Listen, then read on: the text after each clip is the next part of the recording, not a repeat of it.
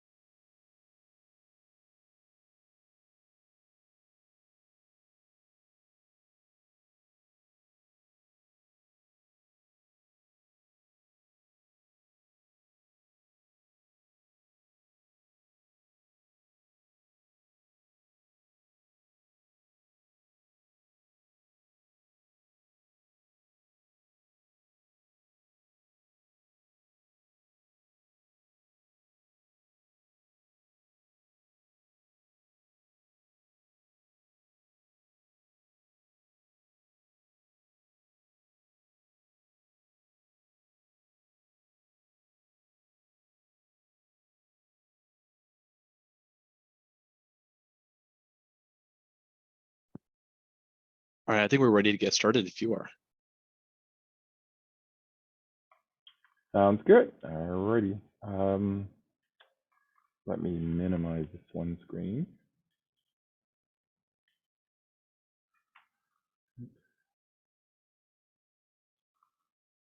Okay.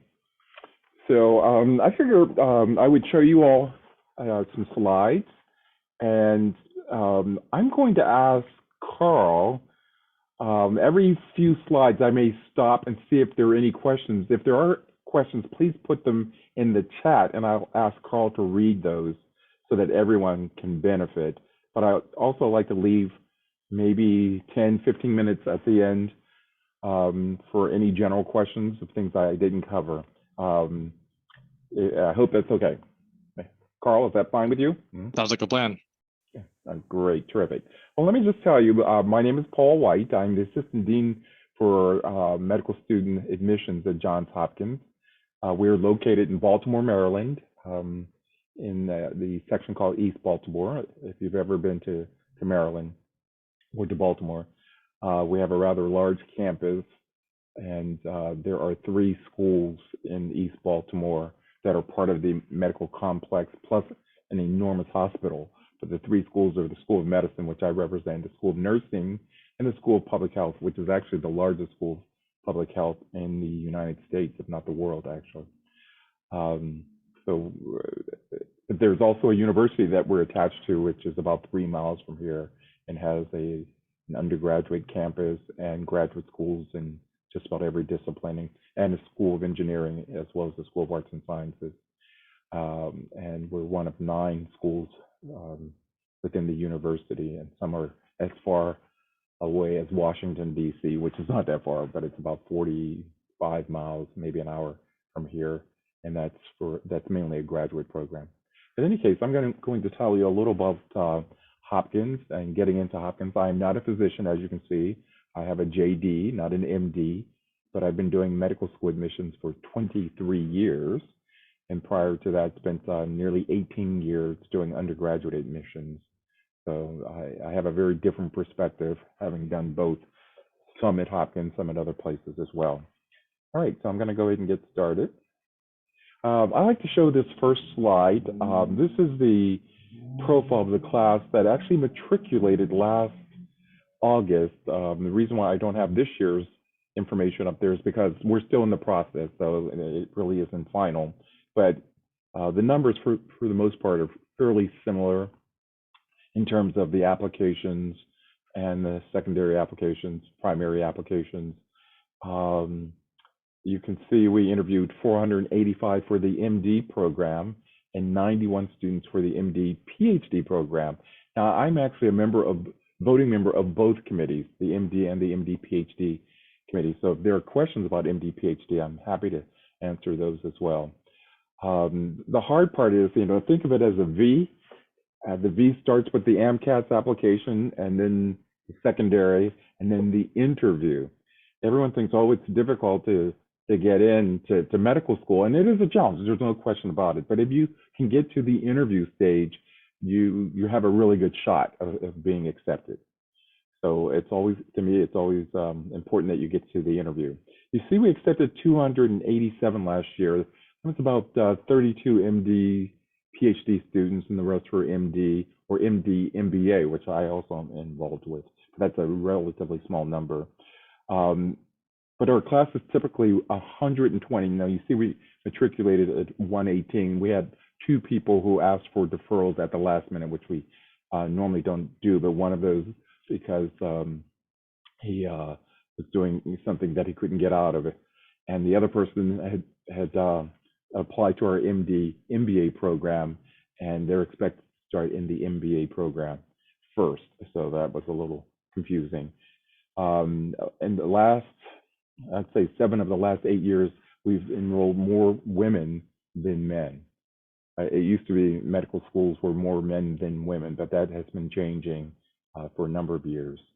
You can see our MCAT and GPA numbers. Those are the scores for the middle 50th percentile of enrolled students, which is fairly similar to where it would be for admitted students. But do not look at that and think, oh, that's their cutoff.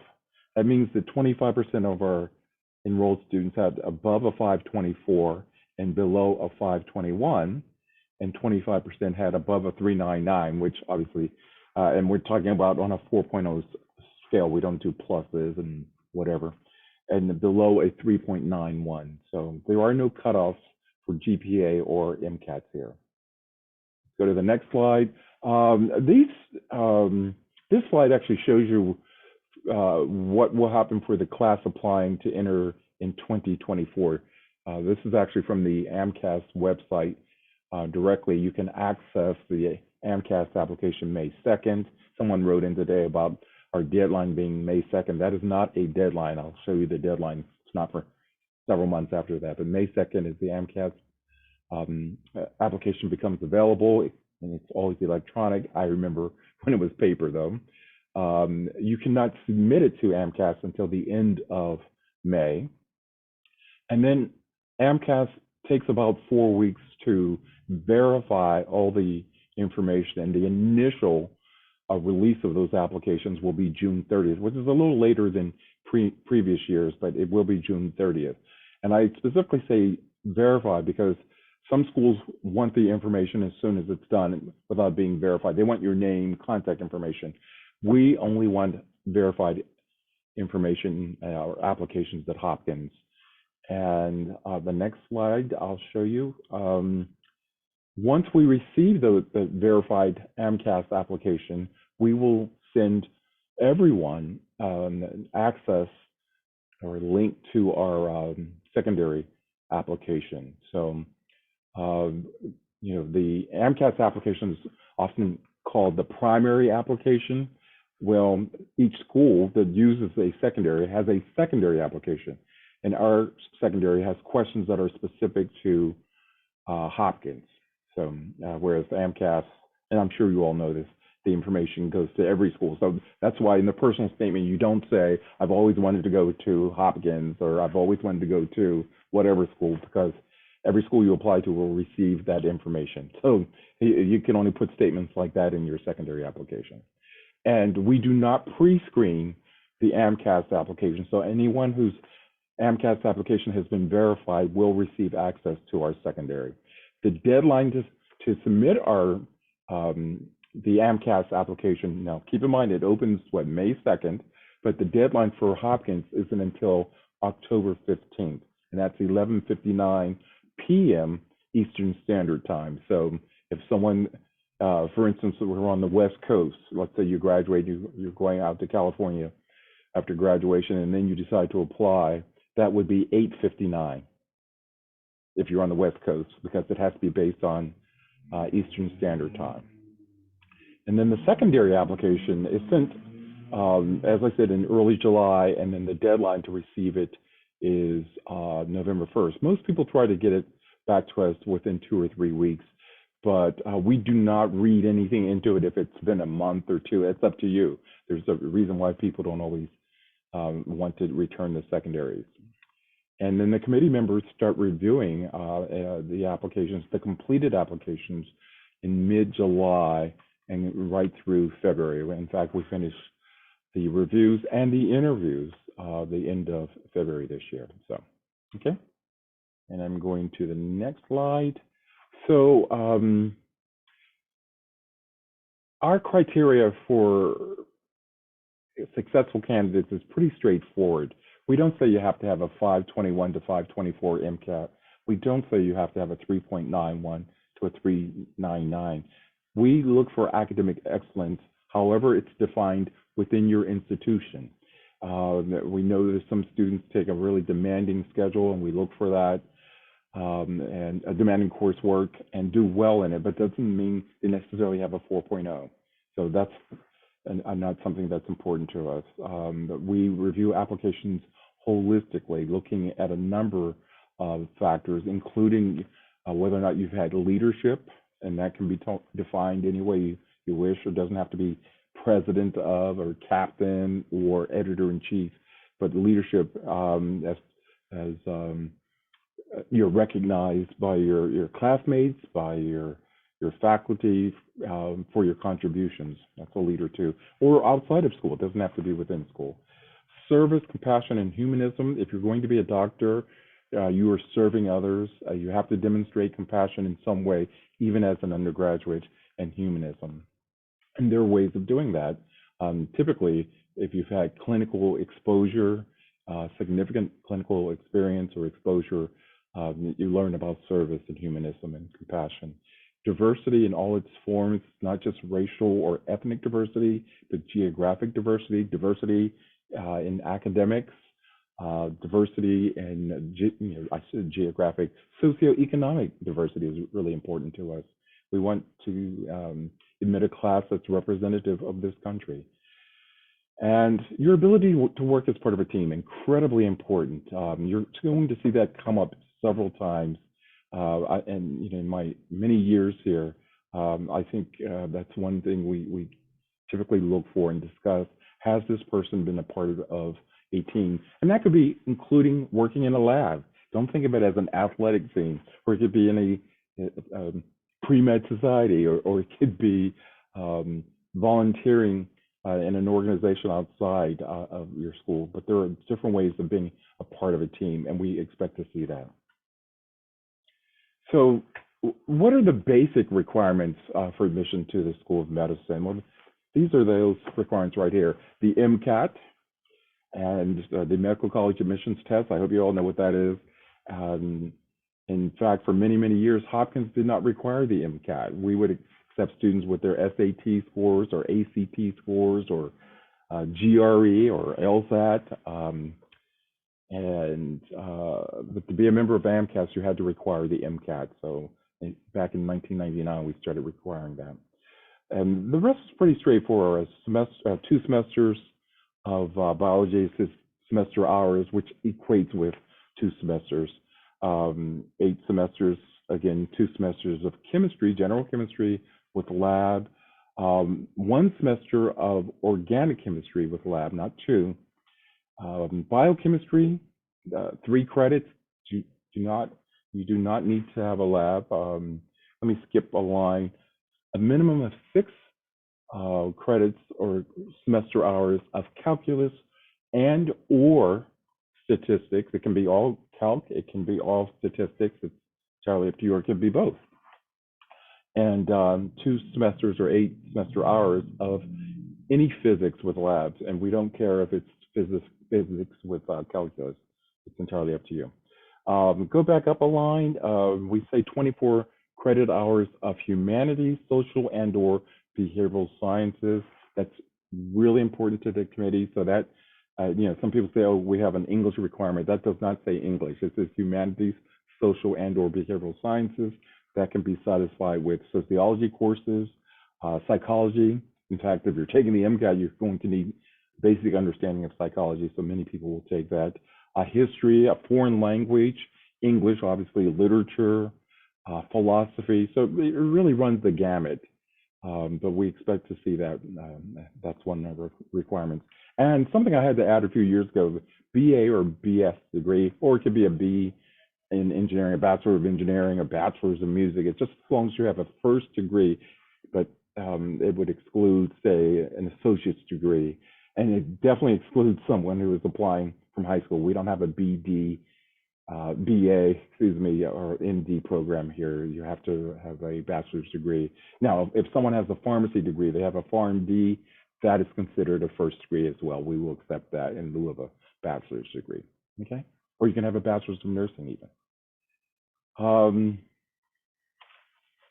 Carl, I'm going to ask, are there any questions right now? If not, I'll keep going. I don't see any questions yet in the chat. Okay, great. All righty. So we will accept AP and IB credit if you have those, International Baccalaureate, as long as they've been accepted by Purdue in this instance and are on the AMCAS transcript, meaning they were on your official transcript for Purdue. If you do have AP and IB credits, we expect you to take more advanced level courses in biology and chemistry to satisfy the requirements. And that's easily done. Say with chemistry, if you take 2 semesters of organic chemistry, we only require 1, then that will satisfy it.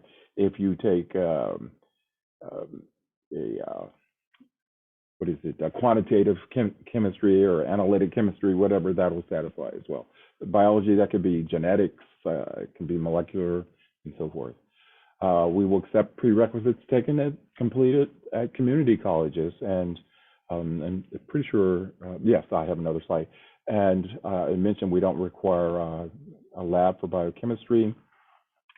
Communication skills are really important to us. So students must have at least 2 writing courses, not 2 writing credits, but 2 writing courses within their humanities, social, and behavioral sciences. So someone just wrote to my office about a week ago asking if they could have, if they would satisfy it because they've written papers for biology. And in fact, I spent a few years at a medical school, and the undergrad campus had writing intensive biology classes. We won't accept those there. That's great that you've taken them, but you have to have writing within humanities, social, and behavioral sciences. It doesn't have to indicate that it's writing intensive. It helps if it does, but it doesn't. You don't have to have a W on your transcript. We are pretty good at guessing which ones are writing intensive. Generally, any course that requires within humanities and social sciences requires you to have a term paper, a thesis, anything along those lines, or multiple short papers. And again, we look for teamwork skills. Obviously, that's not a class, but we see that in your profile as well, and look for that. We will accept online courses for the prerequisites. We all know what happened in 2020, and prior to that, we wouldn't, but we do accept those now. We also accept pass-fail grades for the prerequisites, but I can tell you the most successful students after the pandemic have jumped right back into getting letter grades.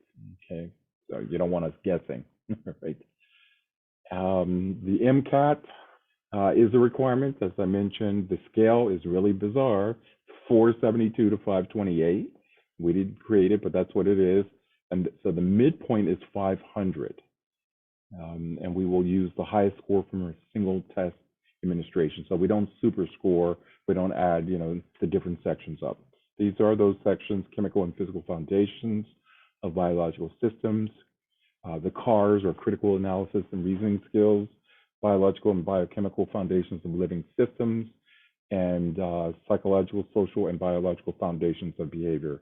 I'm often asked, which one do you consider to be the most important? They all are. So don't ignore any section. The admissions committee pays a great deal of attention to how you perform in each of those.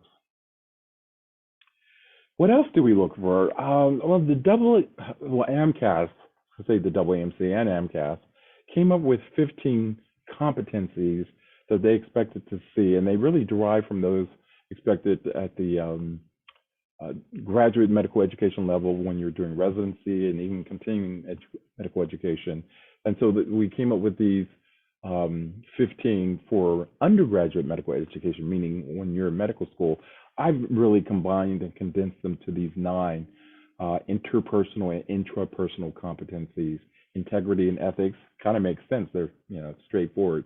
Reliability and dependability, service orientation, social and interpersonal skills. You don't have to be Joe College or Jane College or university. Just someone who can communicate with people. Capacity for improvement. You recognize when you've made a mistake and you learn from your mistakes, those kinds of things.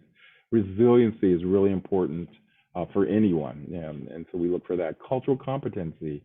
We're in a really diverse community, and your patient population that you'll be working with, it represents an underserved community, although we see people from all over the U.S. and world too, but you've got to be comfortable with different populations. Oral communication. We all obviously ask for written communication to be excellent, but also oral communication, and again, teamwork. Okay. So we put all of this together in your AMCAS and your secondary application, and the key is to try to get to an interview. And the percentage of students who are invited to interview, varies from year to year. I think this year it may have been about 12% of the secondary submitters were invited to interview for this class going forward. And some years it's as high as 14%, but you can see that is the real challenge to get to an interview. So we hope you'll do that. So who does the interview? At Hopkins, everyone who applies for the MD program receives 2 interviews. If you're applying for the MD PhD program, you receive 5 interviews. Combination of MDs and some PhDs in the areas that you've expressed an interest on your application. But for the MD program, it's 2, and 1 is always a medical student. We have a core group of medical students who've been selected by their classmates and trained by our office to give interviews, and they're given equal weight to the faculty interviews. And some of the interviewers are also alumni of the medical school who are here in Baltimore. It's been fascinating. Our interviews have been, for the past 3 years now, done virtually, Zoom interviews. And I think we'll probably continue with that, but we've also been having some conversations about having a hybrid for those people who might want to come to Baltimore and interview in person. As long as we don't penalize the people who say, I can't come to Baltimore, then they'll have a Zoom interview, a virtual interview, because we also have interviewees from all around the world, not just within the U.S. Okay. They're given complete access to your application and told what to look for, and they're given do's and don'ts as part of the process as well. And as I think I said this earlier, but they're given equal weight. And so what are they looking for? We start with the humanistic qualities: compassion, empathy, their ability to work with a diverse patient population. And we ask that the interviews be concise and that they give an assessment of both your strengths and your weaknesses. I think that's only fair. If they note any weaknesses, or if they pick up something in the application, they want to ask you about something that you've written about. And keep in mind, anything in the application is fair game for a discussion in the interview. So when you're preparing to apply to med school, make sure you're aware of that. So those 3 things get put together and are distributed to the secondary, the primary, and then the interview report is sent to all members of the committee, regardless of who interviewed you. That's why it's important they get their interviews in, reports in a timely fashion. But we ask that they really scrutinize those. And then from that group, we will have a pretty lengthy discussion. Sometimes our meetings are 3-4 hours long. And this is what happens. The decisions are released 3 times a year: mid-December, end of January, and then end of March. So we just sent out the last round of acceptances. And whether or not you interview in August or you interview in January, you have equal chances of getting admitted. So far we've accepted maybe 6% of the applicants who apply, and that's pretty standard here. And roughly about 12% will be waitlisted. 10 to 12%, depending on the year.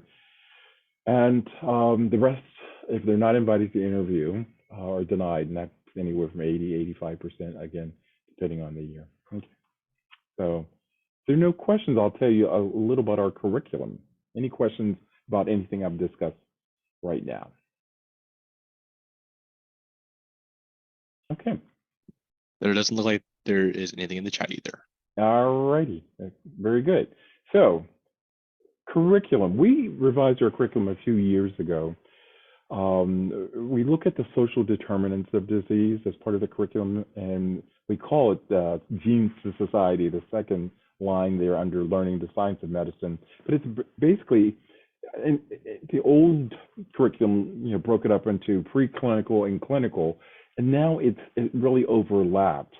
And part of that is by having these translational intersessions right after orientation, which is a 3-day orientation. You have a intercession that focuses on healthcare disparities, for instance. You have a longitudinal ambulatory clerkship later in your first year, which is almost like an advanced shadowing experience where you're getting out in the community and working alongside physicians. So your patient exposure is much earlier. In fact, you'll be introduced to patients during the orientation, and during intercession, you'll learn how to do physical exams, and take case histories and interviewing skills and so forth. The preclinical curriculum here is called Scientific Foundations of Medicine. So it's pretty encompassing of all areas. And your second year, you'll continue with that, but the second year here ends in late February, early March, and you have almost 3-week to 4-week long course called Transition to the Wards, and then you go into your clinical rotation. So much earlier here than it used to be, as part of the restructured curriculum. Okay. So we want you to have clinically relevant experiences from day one, and we want you to have enhanced opportunities to explore specific areas of interest and or additional degrees, and I'll show you some of those degrees in a second. And it completely integrates the basic clinical and social sciences throughout the 4 years. So you'll have courses, for instance, in ethics and public health. There were interprofessional courses with School of Nursing students and so forth. We have a couple of tracks that you can apply to, or you don't have to apply at all to the track. So you just have the same curriculum as everyone else. But these tracks are something you don't apply to when you're applying for admission, but once you're at the medical school, you may apply either for the primary care leadership track or the global health leadership track. Now, I'll quickly tell you about the primary care one. This is it here. It's a 3-year outpatient experience in internal medicine, geriatrics, peds, med peds, or family medicine. And it means a half day a week in your longitudinal clerkship in primary care sites, and then half a day a month, same site for the ensuing 2 years. They want you to build your team skills. That's part of that. And all of our students have to, I jumped back. All of our students have to do a scholarly concentration, regardless of whether or not you're in a track. But those students in the primary care leadership track have to do one in primary care. And it doesn't have to be a research project, although many of the students can do that. Some students have written books. Some students have done public health projects, as long as it relates to primary care. You're assigned a mentor in that area. All students have a mentor, but you're specifically assigned a mentor in primary care, and you have these workshops, and then your sub-I or sub-internship will culminate in a primary care clerkship, okay?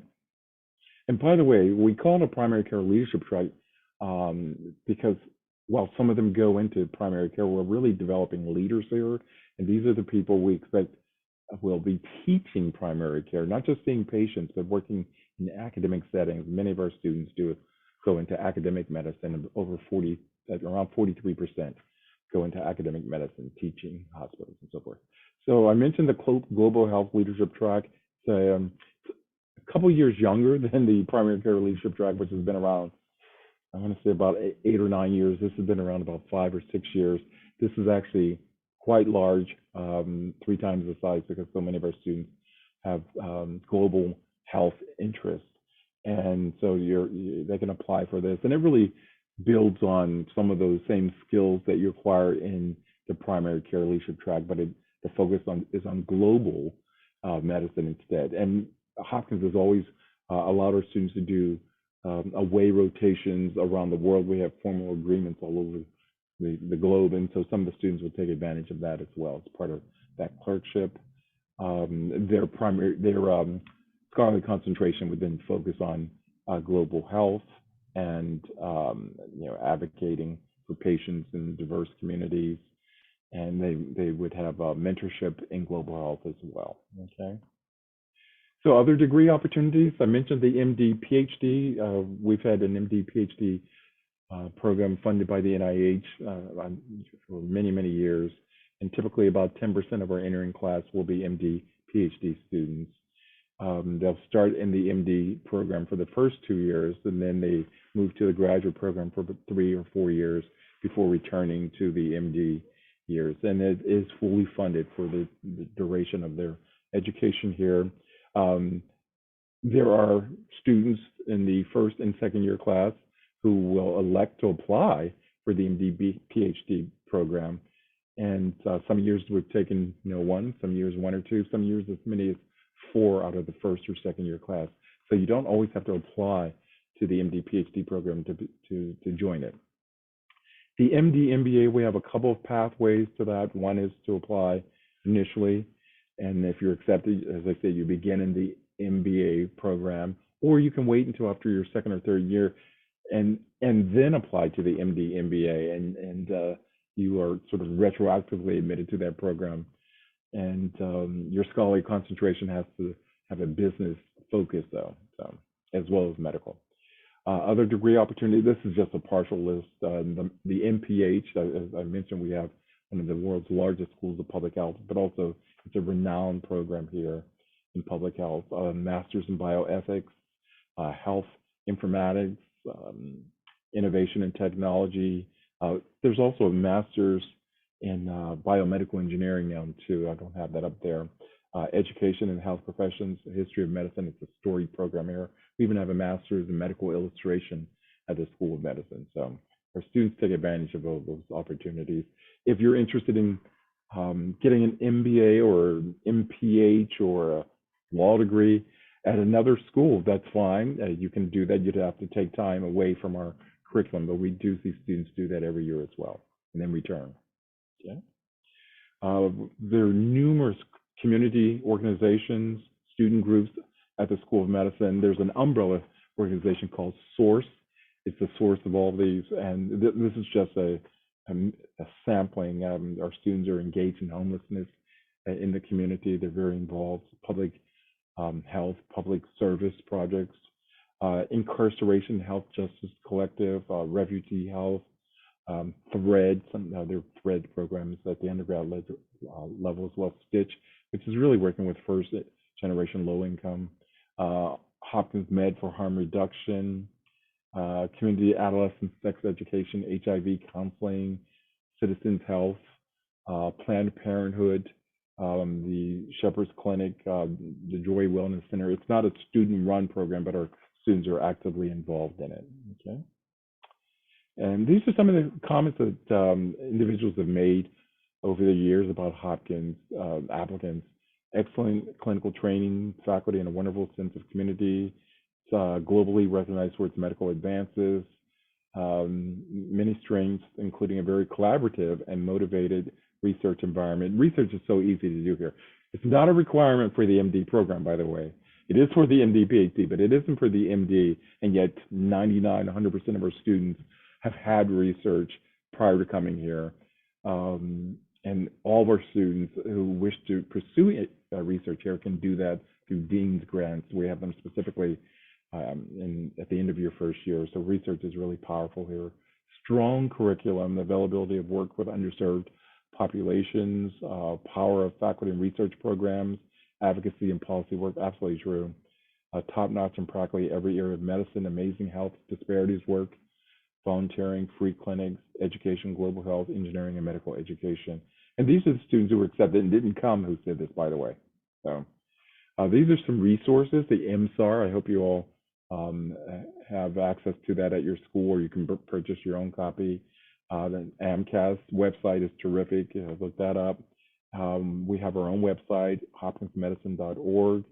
Our email account for anyone who's interested is somadmiss@jhmi.edu. I know that you've reached out to my office that way, so somebody knows the email address there. And then for diversity questions, the somdiversity@jhmi.edu. And we also have financial aid information. You can access that from our School of Medicine admissions website. It will lead you to financial aid. Our financial aid is, I think, is competitive. Our indebtedness is among the lowest 10% in the nation. We're a private school, not a public institution, and yet we cost less in terms of total cost than some public institutions. Our average indebtedness is, depending on the years, 109,000 after 4 years to 118,000, depending on the year. So we really do try to make it affordable. And this is where we are located. It is definitely an urban campus. You can see those buildings. We're in one of the lighter buildings there. And then many of those red brick buildings are actually the hospital, and the newest buildings are look like the ones behind me. There's a children's hospital and an adult hospital, and they're over 1 million square feet. All the patient rooms are private rooms, and many of the children's rooms, particularly the NICU, large enough for parents to stay in the room as well. So we have pretty much cutting edge facilities here. So with that, I'm going to stop my stop sharing my screen and see if there are any questions that you have about anything I didn't cover. And if you do have a question, please take your camera off so I can see you, okay? Oh, okay, I see there's a question. Michael, sure. Can you hear me? Yes. All right. I had a question. I probably should have shared this earlier, but it was about the admissions requirements for general chemistry. So I took a version of general chemistry, which is both semesters and 1 semesters. So I only have It's an accelerated one? yeah. Yeah, So I'm seeing more of that now. As long as that's an option available to the students at Purdue, that's fine, because I just need to be aware of that. I'm actually the person who approves all the prerequisites of admitted students. Okay, so I only check that once someone has applied and after they've been interviewed and even before they've been notified.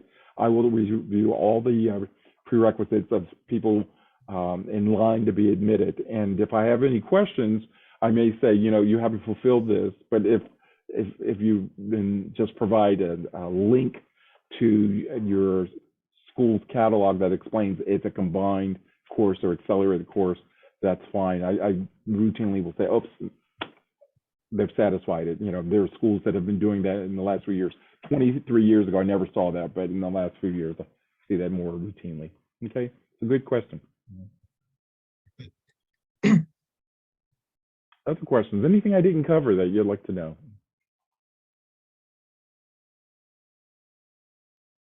No? Wow. I killed them with information. Is that it? Or whatever. So laid them with information. Yeah, just a ton of information. It is a lot of information. Yeah, but most of what I showed you are typically the kind of things that I know people have questions about, frankly, and so I try to provide that. But I don't expect you all to memorize it either. So our website really is a great resource for you. We're constantly updating that when we realize there are errors or something that people don't understand. But and also it just gives you good general information, much more detailed than what I've even done here. So hopefully you all will have a chance to look at that. The MSAR is really good, so we hope you'll look at that too. if you know any, we have a couple of students in the first year class from Purdue, one in the MD PhD program and one in the MD program. So if sometimes it's talking to someone that you know or know of who's out of school and can get the real story. Sometimes that can be really helpful. So, yeah. I got one question for you as we Sure. wrap up. So, Mhm. clinical volunteering, clinical experiences in general are always on the top of students' minds as they go through their 3 years or 3 or 4 or 5 years of pre-med. Mhm. What are some examples of activities that the admissions committee at Hopkins values a lot? Well, that's a good question, Carl. I mean, I can tell you, I'm probably the person on the committee who pushes clinical experience the most. And I'm not a physician, but the reason why I push it so hard, I emphasize it, is that we know that sometimes when people haven't had a lot of clinical exposure, it can be a real challenge in the clinical years, especially. So we want to make sure you know what you're getting into, and can understand the role of a physician as part of your education. So what are some of the things that we value? I mean, I'm seeing, of course, a lot of people do scribing, and that's fine. I think it can give you some sense of the interaction, the relationship that a physician has with the patient. Um, Shadowing is a nice introduction, but I don't think it should end there. In fact, I'll be perfectly honest. If it does end there, that's a huge negative for me. I expect people to use that as I said, as a launching of their experience, but not as a conclusion of their experience. We see individuals who become clinical research coordinators, which, despite what it sounds like, actually it can be both clinical and some research. So, and usually at teaching hospitals, you'll be able to have those experiences. Some of the best ones I've seen require certification. So that could be as an EMS, EMT, paramedic. And sometimes people need to work and get paid, and we understand that, and that can be certainly as a paramedic or phlebotomist or CNA, certified nursing assistant. So there are different ways to approach getting clinical experience.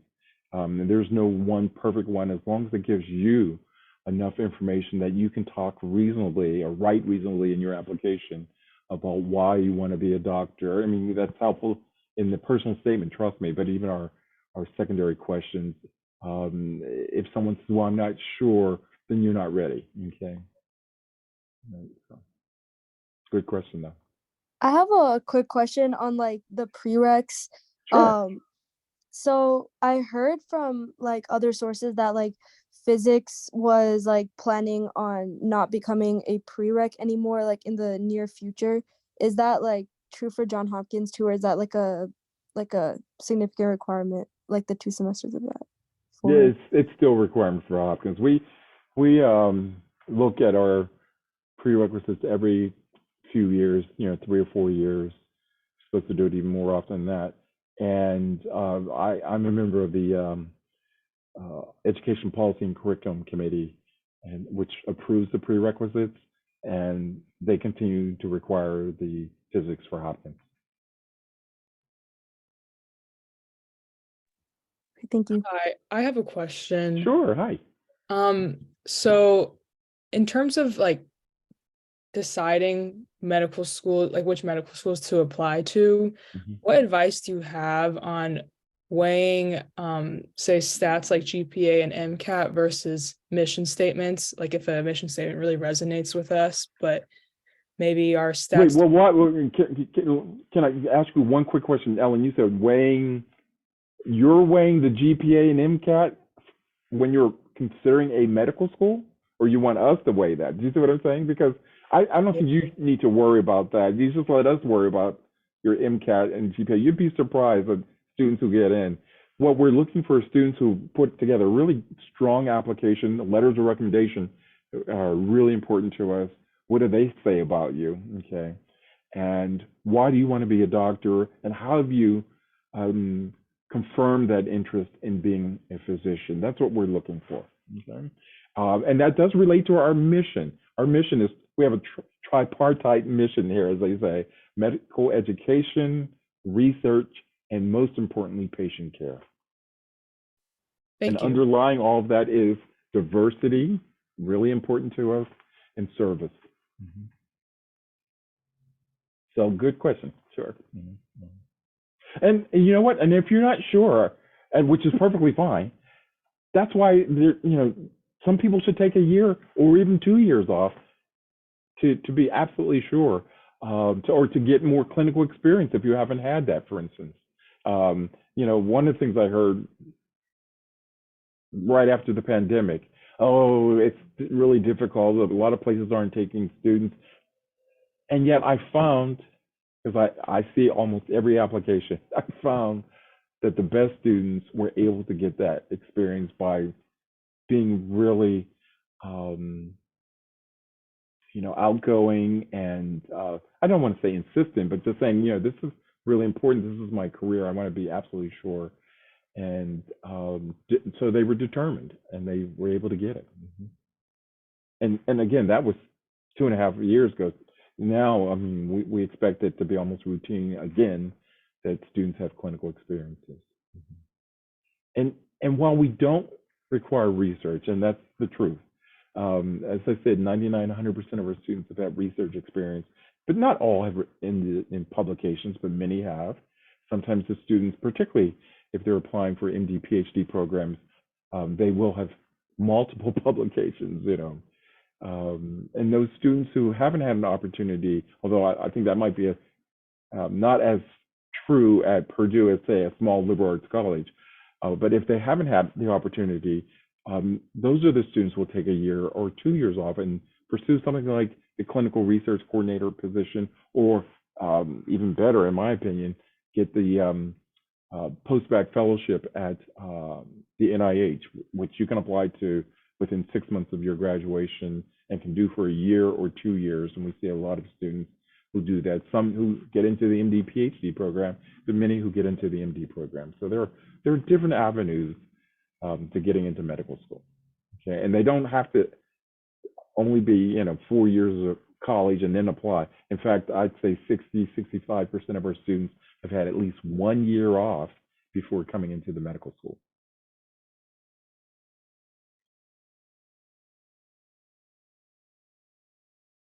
Any other questions? I have a quick question about the MCAT really quickly. Okay, sure. So I get my score back in about a week yet, so I don't know what I have right now. But I ran out of time on one of the sections, and so I've kind of heard rumors that schools prefer a lower overall score with more balanced subsection scores versus a higher score with one lower subsection. What are your thoughts about that? I have no thoughts about it. I've seen everything, and sometimes I'm surprised by what resonates with our committee. That's what, you're going to hear me say a lot, we have info sessions. It's the committee's decision. I'm one of those people who screens applications. Everyone gets screened by 2 different people at the School of Medicine. And if we both like you, you go to forward as an interviewee. If one of us says no, it goes to a third person randomly assigned. They have no idea that they're a third reader. And I'm always surprised that sometimes there are people who's, they have a sub-score that I'm like, really? But there's something else redeeming about them. That's what we like. That's why we say we have a holistic process. So we don't try just base it on one low sub-score, okay? But if there's a pattern of low scores, or there's a pattern of low grades, and you have one good year, it usually is not enough. Okay. Thank you. All righty. And speaking of that, one of the things we look for, it's okay to have a rough start. All right. I'm one of those people, so maybe that's why I think it's okay in terms of your academic performance, as long as there's an upward trajectory. I'd rather see that than someone who started here and had a downward trend. Okay. Any other questions? You guys are asking good questions, so I appreciate it. Michael. I had another question regarding research. Mhm. So okay, like what kind of research do you look for? Like clinical or like basic science? It depends. I mean, if you're applying for, are you talking about MD, PhD? Because most MD. of the, well, the MD, it doesn't matter. It really doesn't matter. Okay. It doesn't matter. Yeah. Yeah, it doesn't matter. I think, All right. you know, research teaches you how to work as part of a team. It also teaches you how to, you know, you learn from failure. You learn from, you know, your successes and your publications, if there are manuscripts, posters, and so forth. We look at all of that. Okay, so it doesn't matter if it's basic science or clinical. Yeah, but obviously, you know, clinical is nice, but it's not a requirement. All right. Thank you. Sure. Mm-hmm.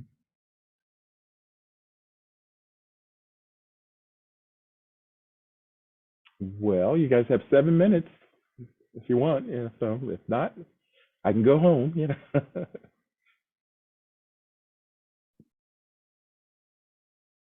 Right. Well, I hope you all will consider what I've told you, and I hope this is helpful to you. Yeah, thank you so much, Dean White. This is yeah, it was very informative. It was nice learning about Hopkins and what you do and what the medical school is up to nowadays. Yeah, I really appreciate you taking the time out of your day to talk with us. It's been a real treat. Not a problem. Not a problem. Well, good luck to all of you. I'd love to see more Purdue students here. You know, in fact, we have this program. There's a number of sort of post-bac programs here for people who are interested in it's MD. I think I shared one of your post-bac program out. It was the imaging okay. post. Yeah, it was. Yeah, but there's some others as well. But that one program is actually headed by a graduate of Purdue University, Dr. Douglas Robinson. He's terrific. Yeah. So. Oh, excellent. All righty. Okay. Well, thank you for inviting me. I really appreciate it. And as I said, I hope to see some of you in the coming year. Okay. Thank you so much, Dean All White. right. Thank you, Carl. All right. Take care. Bye-bye.